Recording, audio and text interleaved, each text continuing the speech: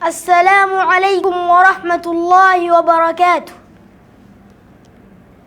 الحمد لله رب العالمين، والصلاة والسلام على أشرف الأنبياء والمرسلين نبينا محمد وعلى آله وصحبه أجمعين، ومن سار على نهجهم وسلك سبيلهم إلى يوم الدين.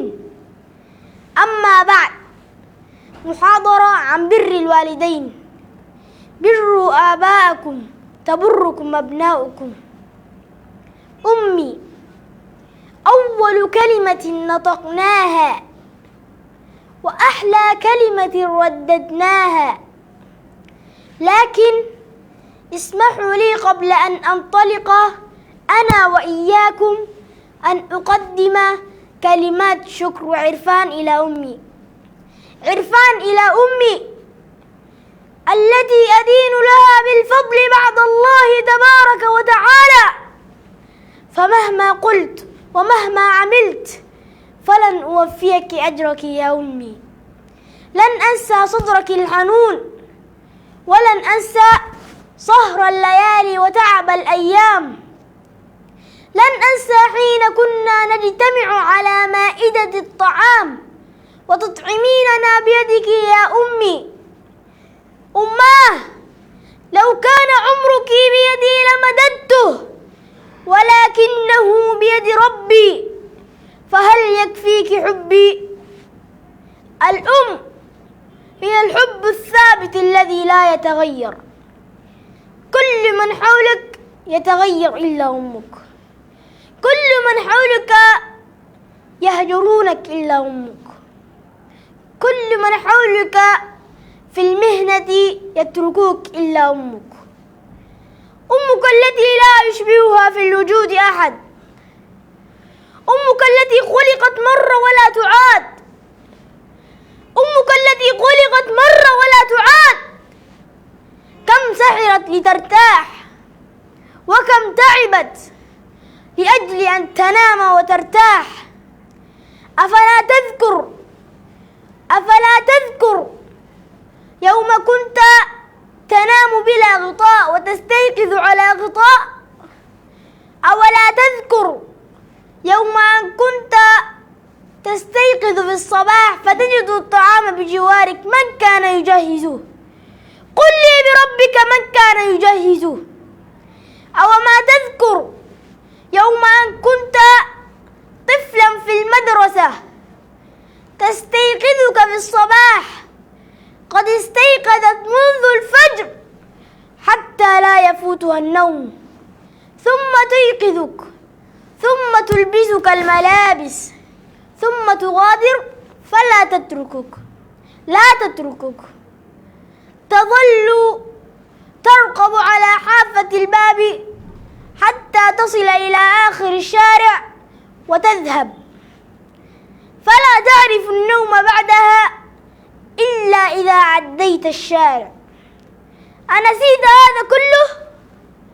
أنسيت هذا كله؟ أماه، خذي من صحتي ولا تمرضي، خذي من راحتي ولا تتعبي، خذي من بسمتي ولا تبكي، خذي من فرحتي ولا تحزني. الأم أيها الكرام التي وصف عليها رب السماوات والأراضين ووصف عليها النبي صلى الله عليه وسلم. صلوا على الحبيب. ماذا قال النبي؟ عن أبي هريرة رضي الله عنه عن النبي صلى الله عليه وسلم قال: رغم أنف ثم رغم أنف ثم رغم أنف من أدرك أبويه عند الكبر أحدهما أو كلاهما فلم يدخل الجنة. رواه مسلم. ماذا يفعل الشباب اليوم بأمهاتهم؟ ماذا يفعل الرجال اليوم بأمهاتهم؟ بل بعض الشباب لا يرى أمه إلا في المناسبات، يضع رأسه ووجهه إما في التلفاز وإما في جواله، والله بعضنا بل إن لم يكن معظمنا يرى شاشات جواله أكثر مما يرى أمه، يقلب الصفحات على الإنترنت أكثر مما يقلب الذكريات والبسمات بجوار أمه. بل بعضنا ينظر إلى الناس وإلى أصدقائه وإلى أصحابه يبتسم في وجوه الناس ولا يعرف أمه إلا إذا عاد إلى البيت يرد عليها السلام ثم بعد ذلك لا يعرفها. إخواني، استمعوا إلى هذه القصة: الشاب الذي لا يحب أمه. الحمد لله رب العالمين، والصلاة والسلام على رسول الله، وبعد. والله يا أحباب، لما سمعت هذا الموقف كاد أن يخلع قلبي، وبكيت ولا أعرف كيف بكيت. أحبتي في الله، يروي شاب قصة حياته مع أمه، يقول: كانت لأمي عين واحدة وقد كرهتها لأنها كانت تسبب لي الإحراج، وكانت تعمل طاهية أي طباخة في المدرسة التي أتعلم فيها. وفات يوم في المرحلة الابتدائية جاءت أمي لتطمئن علي. احسست بالإحراج فعلا، كيف فعلت هذا بي؟ تجاهلتها ورميتها بنظرة المليئة بالكره. قال أحد الطلاب وهو يسخر مني: أمك بعين واحدة، أمك بعين واحدة. يقول: وحينها تمنيت أن أدفن نفسي وأن تختفي أمي من حياتي. وفي يوم التالي واجهتها: لم لا تموتين؟ لقد جعلت مني أضحوكة. لم تجب ولم ترد، فلم أبالي بمشاعرها ولم أفكر بكلامي، لأني كنت غاضبا جدا وأردت مغادرة السرير. ودرست ومرت الأيام والسنين، وحصلت على منحة الدراسة إلى سنغافورة، وفعلا ذهبت إلى هناك ودرست، ثم تزوجت واشتريت بيتا وأنجبت أطفالا، وكنت مرتاحا في حياتي. وفي يوم من الأيام جاءت أمي لزيارتي، ولم تكن قد رأتني منذ سنوات، ولم ترى أحفادها أبدا. وقفت أمي على الباب، وأخذ أولادي يضحكون إلى أمي. صرخت فيها: كيف تجرأت وأتيت إلى هنا لتخيفي أطفالي؟ اخرجي حالا.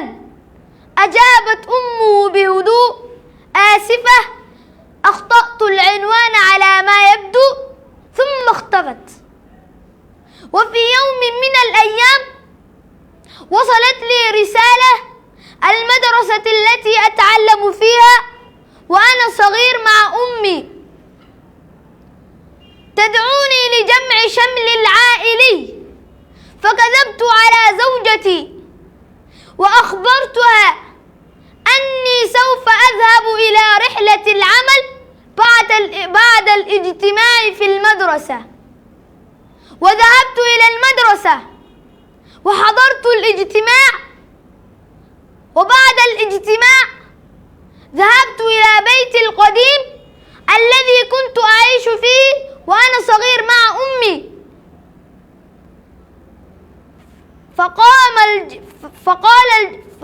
فأخبرني الجيران أن أمي توفيت، لم يذرف ولو دمعة واحدة. يا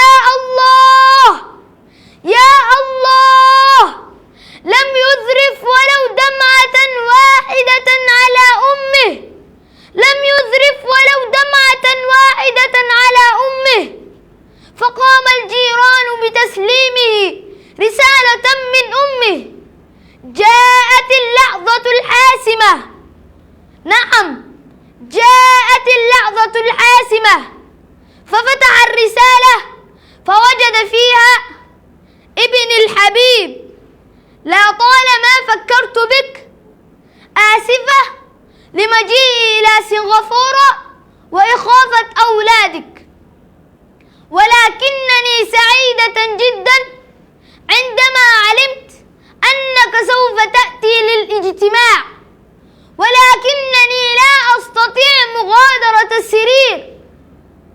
يا الله، فعل فيها كل هذا وتريد أن تقوم من على سريرها وتريد أن تقبله وتنظر إليه، وفعل فيها كل هذا وكان يسخر منها. آسفة لأنني سببت لك الإحراج مرة ومرات طوال حياتك. هل تعلم يا بني، لقد تعرضت أنت لحادث عندما كنت صغيرا، ولذا أعطيتك عيني. يا الله، ولذا أعطيتك عيني. ومع كل هذا أحبتي في الله ويسخر منها. فوجد في آخر الرسالة: مع حب أمك. أرأيتم أحبتي في الله، أرأيتم قمة العقوق؟ نعم، قمة العقوق أحبتي في الله. هذا وجزاكم الله خيرا، والسلام عليكم ورحمة الله وبركاته.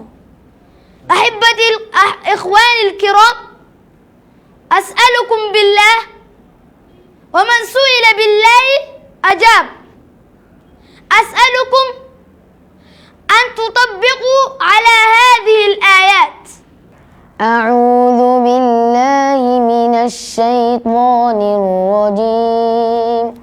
وقضى ربك ألا تعبدوا إلا إياه وبالوالدين إحسانا إما يبلغن عندك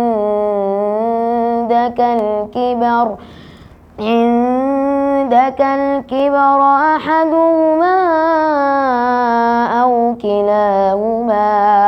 أو كلاهما فلا تقل لهما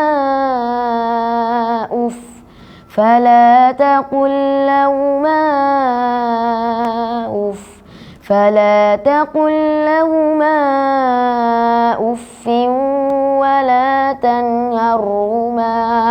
ولا تنهرهما وقل لهما قولا كريما واخفض لهما جناح الذل من الرحمة وقل رب ارحمهما كما ربياني صغيرا. السلام عليكم ورحمة الله وبركاته. السلام عليكم ورحمة الله وبركاته. أمك أخي أكرم جمال محمد ننجاني أنبرتا ورتو إسلام بيا مصري خيسا أنجوزا كرتك كان حفظه. السلام عليكم ورحمة الله وبركاته. السلام عليكم ورحمة الله وبركاته. أنا مكان ياسين بهر برتا ورتو إسلام بيا مصري. أنا قرآن جوزا كده توربان حفظه. الرا أفان عربين إسيني دبنا ويا برا أفان أرمو إسيني دبنا. السلام عليكم ورحمة الله وبركاته. أنا مكان علي عبد الله ننجاني مركز ورتو برنوت إسلام أرمو بيا مصري مردا جوز سدد نفذه. الرا محاضرة أفان عربي تنسينيمنا ويا برا إن شاء الله أفان أرمو تنسينيمنا. السلام عليكم.